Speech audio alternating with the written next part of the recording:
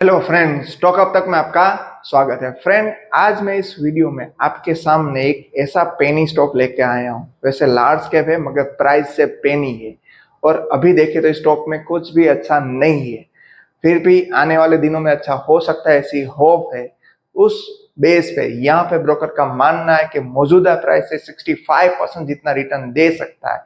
यहाँ पे आपके सामने लिखा है जो 15 के अंडर नहीं, अप्रोक्स 7 to 8 रुपीज ही चल रहा है अभी स्टॉक, और यहाँ से 65% ऊपर जा सकता है और स्टॉक जा सकता है 12 to 13 रुपीज तक। ऐसा यहाँ पे ब्रोकर का मानना है। हमारी कोई बाय सेल रिकमेंडेशन नहीं, क्योंकि ऐसे पेनी स्टॉक, ऐसे कुछ अच्छे स्टॉक जिनमें डेफिनेटली फंडामेंटल हो तो हमें अपनी डर पे रखना चाहिए, मगर यहाँ पे कोई फंडामेंटल ऐसे अच्छे नहीं है। फिर भी ब्रोकर का मानना है, इंफॉर्मेटिव थे इसलिए आपके सामने रखे, कोई बाय सेल रिकमेंडेशन नहीं, हमें जस्ट अपनी वॉच पे रखना चाहिए।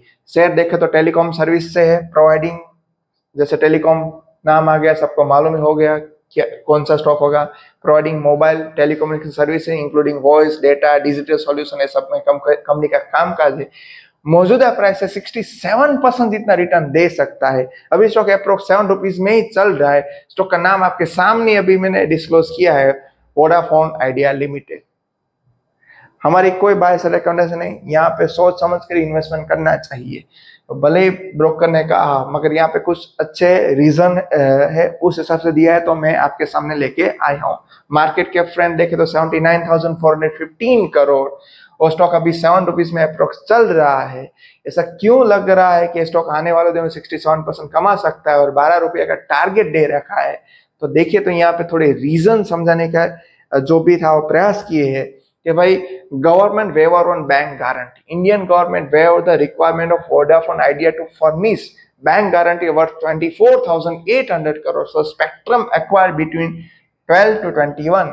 This significantly reduce financial stress. Means के जो अभी डैप में कंपनी डूबी हुई है, यहाँ से उसको थोड़ा फायदा मिलने वाला है। तो एक यहाँ पे एक पॉजिटिव पॉइंट है, इसलिए मैंने बोला कि भाई जो रीजन है वो भी साथ में देख लो। Positive impact on Indus Tower. Citi noted that relief could lead to better payment visibility of Indus Tower. A key vendor, उसका जो Vodafone idea financial position become more stable and benefit both the company. Means के किस किस को फायदा होगा, Indus tower को भी होगा और साथ साथ में वोडाफोन को भी हो सकता है। Focus on approve growth, average revenue पर user, highlight investor presentation that is जो भी इसने हाईलाइट किया होगा वहां पे बताया कि जो एवरेज रेवेन्यू पर यूजर ग्रोथ है is increase but pricing has not kept pace. Means के यूजर यहाँ पे बढ़ रहे, एक यहाँ पे थोड़ा फायदा, offering clear revenue growth opportunity. तो ऐसा लग रहा है कि आने वाले दिनों में यहाँ पे और रेवेन्यू बढ़ सकती है। तो ये एक रीजन। थर्ड रीजन था, उस हिसाब से लग रहा है कि भाई आने वाले दिनों में वोडाफोन आइडिया की प्राइस बढ़ सकती है। टैरिफ हाइक, मींस के देखो जैसे भी जो सिम के चार्जेस और जो चार्जेस होते हैं वो बढ़ेंगे, जैसे तो उस चार्जेस से इंटरनेट यूजर्स के चार्जेस, मोबाइल के यूजर्स के चार्जेस, उस हिसाब से यहाँ कंपनी की रेवेन्यू बढ़ने वाली। तो एक ये भी रीजन बताया कि यहाँ से भी लग रहा है कि हाई टैरिफ से यहाँ पे अच्छी रेवेन्यू जनरेट फ्यूचर में कर सकते हैं। नेक्स्ट देखे तो कैपेक्स प्लान, यहाँ पे 50,000 से लेके 55,000 करोड़ और the next 3 year, clear commitment to the network expansion and improvement service quality. इससे क्या होगा, क्वालिटी इंप्रूव होगी, कस्टमर बने रहेंगे, रेवेन्यू बढ़ेगी, हाइक बढ़ेगी, तो डेफिनेटली फ्यूचर में शेयर की प्राइस भी बढ़ सकती है। तो लॉन्ग टर्म के लिए इसको यहाँ पे ग्रोथ दिख रही है। सब्सक्राइबर यहाँ पे बढ़ रहे, company aims to grow revenue through both subscriber addition and pricing improvement. तो दो तरह के इनकम बढ़ेगी, जैसे देखो सब्सक्राइबर बढ़ेंगे, यूजर बढ़ेगा तो उसकी भी इनकम बढ़ेगी और प्राइस हाइक होगी। तो एक तरफ देखिए तो प्राइस का बेनिफिट प्रॉफिट में कन्वर्ट होगा, दूसरी बात नंबर ऑफ सब्सक्राइबर बढ़ेगी तो उसकी भी इनकम जनरेट हो सकेगी। लास्ट में ए लीडिंग कम्युनिकेशन कंपनी है, India specialise providing wide range of mobile and internet services form through the merger of two company, जैसे हो गए Vodafone and Idea. The company offers voice data value added service, ये सब company का कामकाज है। Market structure अभी का देखिए तो क्या कौन कौन यहाँ पे देखे तो यहाँ पे 3 प्लेयर है। मैं आपके एक बार जो डेटा है वो दिखा देता हूँ। यहाँ पे इस पर दिसंबर 24 का लेटेस्ट डेटा के हिसाब से देखिए तो यहाँ पे 3 प्लेयर है। उनमें से भी देखिए तो टोटल 4 प्लेयर है, 3 प्राइवेट प्लेयर है और 1 गवर्नमेंट प्लेयर है टेलीकम्युनिकेशन में।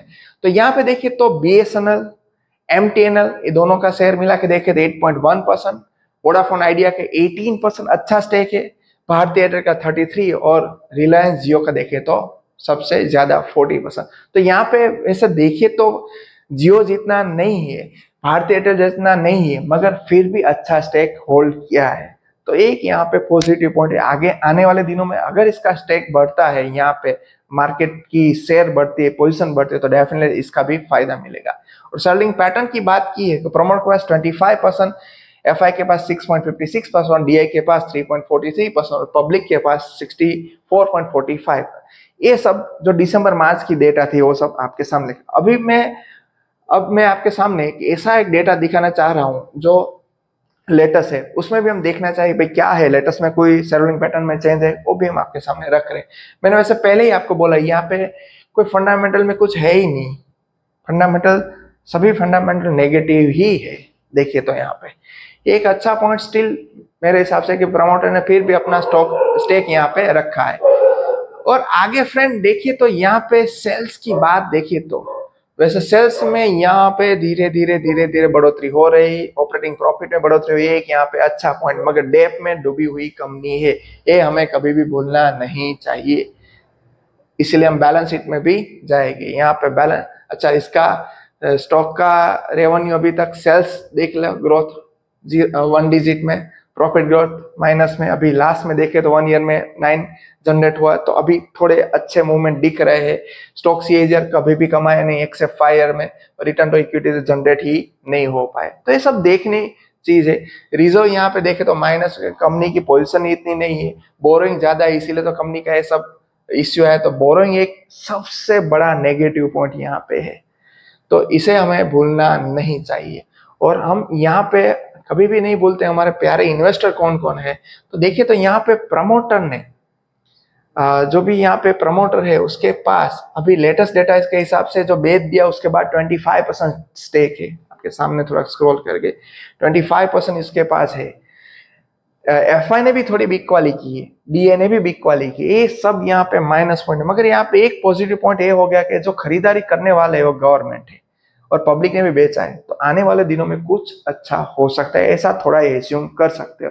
साथ में ब्रोकर का जो यहाँ पे मानना है कि जो रीजन दिए थे वो भी एक फैक्टर को हम कंसिडर कर सकते हैं। फिर भी मेरी कोई बाय सेल रिकमेंडेशन नहीं, 7 रुपये का स्टॉक है, अगर आपको लगता है तो पोर्टफोलियो में शामिल करो, अदरवाइज उसको शामिल ना करो तो एटलीस्ट हॉट लिस्ट में रखो।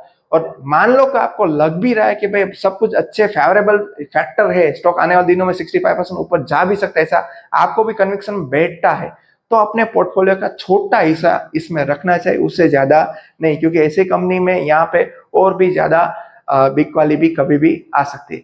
तो फ्रेंड वीडियो इन्फॉर्मेटिव लगे तो हमारे चैनल को सब्सक्राइब करना मत भूलना। थैंक यू, मिलते हैं नेक्स्ट वीडियो में।